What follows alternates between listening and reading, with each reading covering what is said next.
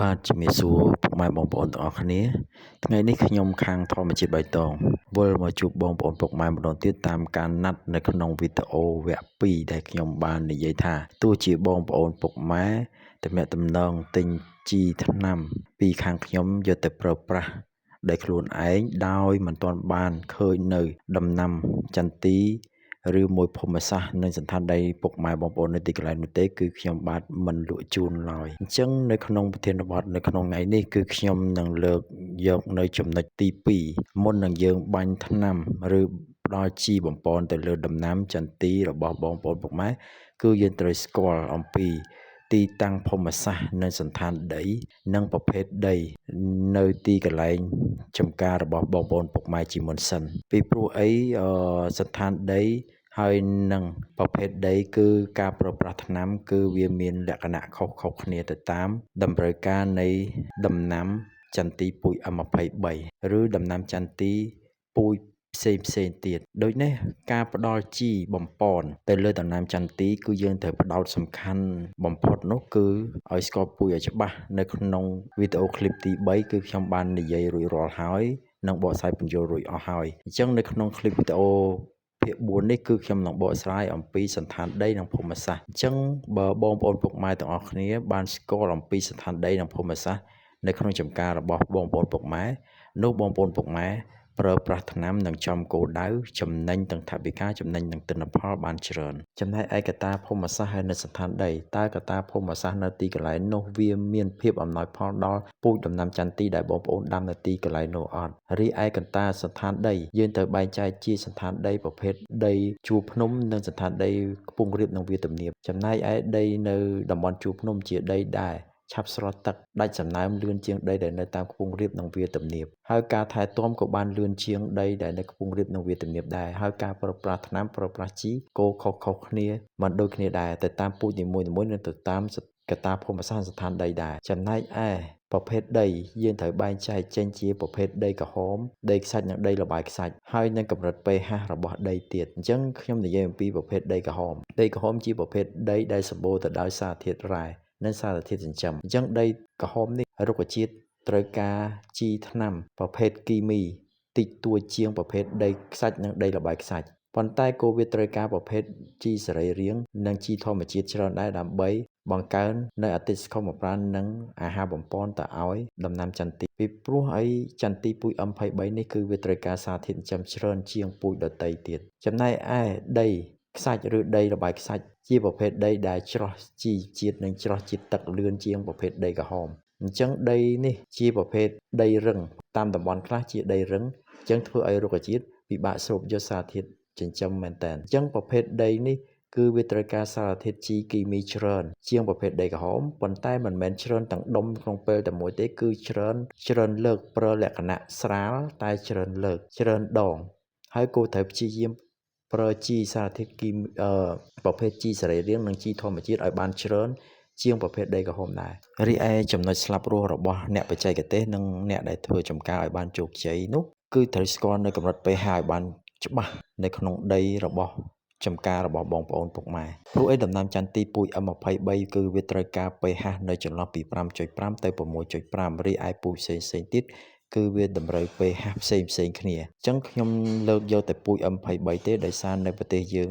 គឺនិយមពូជ M23 ច្រើនជាងពូជដទៃទៀតអញ្ចឹងបើសិនជា pH ស្ថិតនៅក្នុងចន្លោះពី5កន្លះទៅ6កន្លះជាកម្រិត pH ល្អសមស្របសម្រាប់ពូជចន្ទី M23 ទទួលបានទិន្នផលខ្ពស់តែបើសិនជា pH ក្រោមនឹងក្រោម5ជាប្រភេទដីមានជាតិអាស៊ីតខ្ពស់ហើយចំណែកដីដែលមានកម្រិត pH ចាប់ពី7កន្លះជាដីបាសខ្លាំងអញ្ចឹងការប្រើប្រាស់ជីគូវាត្រូវតែធ្វើម៉េចឲ្យវាមានតុល្យភាពជាមួយនឹងដំណាំពូជ M23 និងសន្តានដីនិងកម្រិត pH របស់ដីក្នុងចម្ការបើសិនជា pH ខ្ពស់យើងនឹងទម្លាក់មកវិញឲ្យនៅក្នុងចន្លោះពី5កន្លះទៅ6កន្លះទៅរុក្ខជាតិទទួលបានសារធាតុចិញ្ចឹមគ្រប់គ្រាន់បើសិនជាខុសកម្រិត pH រុក្ខជាតិចន្ទីមិនអាចទទួលយកសារធាតុចិញ្ចឹមគ្រប់គ្រាន់ឡើយគឺវាអាចទទួលបានត្រឹមតែ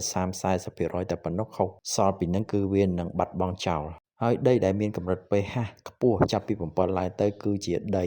គឺវាបាត់បង់សារធាតុរ៉ែមួយចំនួនដូចជាដែកស័ង្កសីនិងម៉ង់កាណែសឯចំណែកដីដែលស្ថិតនៅក្នុង pH ក្រម5ជាដីអាស៊ីតគឺជាដីមួយដែលសម្បូរទៅដោយសារធាតុអាលុយមីញ៉ូមដែលរលាយនៅក្នុងដីយ៉ាងច្រើនហើយសារធាតុអា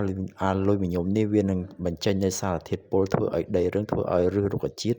มันអាចលូតលាស់បានក្រិនរហូតទៅដល់ងាប់ដើមថែមទៀតផងហើយនឹងទទួលបានទិន្នផលតិចតួចមែនទែនទោះជាបងប្អូនពុកម៉ែទាំងអស់គ្នាបន្ថែមនៅបរិមាណជីប្រភេទ phosphorus ដែលធ្វើឲ្យចន្ទីចេញផ្កាបានល្អនោះក៏มันអាចទទួលបានលទ្ធផលដែរដោយសារដីប្រភេទអាស៊ីតខ្លាំងនេះគឺ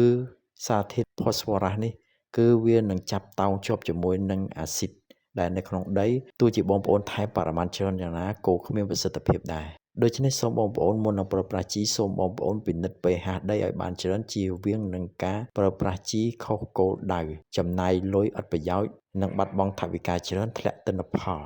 มันខុសពីបងប្អូនយកលុយទៅទិញភាពអាក្រក់ភាពបរាជ័យយកមកដាក់នឹងចំការបងប្អូនទេដូចជាជីមួយចំនួនដែលមានសារធាតុអនស៊ីតអញ្ចឹងសារធាតុអនស៊ីតនៅក្នុងវគ្គចេញផ្កា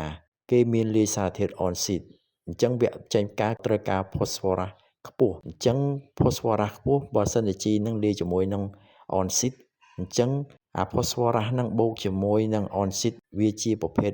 អលោហៈអញ្ចឹងវាប្រតិកម្មជាមួយនឹងគ្នាវានឹងคล้ายទៅជា phosphor ប៉ង់តូអុកស៊ីតបើសិនជាវាទៅប្រតិកម្មជាមួយនឹងទឹកទៀតវានឹងคล้ายទៅជាអាស៊ីតសូហ្វូរិកអញ្ចឹងបើសិនជាដីបងប្អូនជាប្រភេទដីជូរ pH ទាបបងប្អូនប្រើសារធាតុ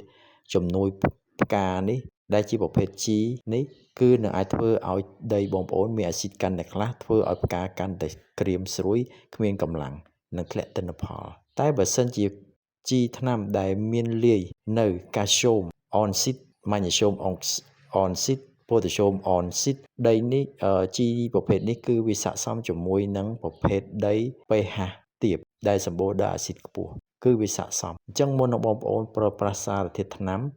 សូមបងប្អូនពិនិត្យនៅកម្រិត pH ក្នុងចម្ការរបស់បងប្អូនឲ្យបានច្បាស់ជាមុនសិននេះហើយជាចំណុចស្លាប់រស់ហើយក៏ធ្វើឲ្យបងប្អូនទទួលបានទិន្នផលច្រើនហើយនឹងចំគោលដៅដែរពាក្យថា on sit នេះគឺខ្ញុំនិយាយតាមតំបន់មួយចំនួនគឺគេនិយាយពាក្យ on sit តាមពិតវាជាអុកស៊ីតឬមួយវាជាអុកស៊ីហ្សែននៅក្នុងបច្ចេកវិទ្យាគីមីគឺគេហៅថាអុកស៊ីហ្សែនអញ្ចឹងបើសិនជាបងប្អូនចង់បានចំណេះដឹងហើយនឹងចង់បានភាពជោគជ័យសូមបងប្អូនទាំងអស់គ្នាជួយចែករំលែកនៅវីដេអូមួយនេះដើម្បីឲ្យបងប្អូនកសិករមួយចំនួនគឺគាត់បានដឹងដើម្បីទុកជាបទពិសោធន៍សម្រាប់ការប្រើប្រាស់ជីថ្នាំមួយចំនួនឲ្យចំគោលដៅនឹងបានលទ្ធផលល្អសូមបងប្អូនជួយ like និងជួយ share និងសូមជួយឲ្យបេះដូងម្នាក់មួយបានច្រើនដើម្បីជាកម្លាំងចិត្តខ្ញុំនឹងធ្វើវីដេអូបន្តចែករំលែកនៃចំណេះដឹងមួយចំនួននេះឲ្យបងប្អូនបានដឹងនិងស្វែងយល់អំពីការប្រើប្រាស់ថ្នាំឲ្យបានច្រើនដើម្បីជាប្រយោជន៍ទាំងអស់គ្នាសូមអរគុណ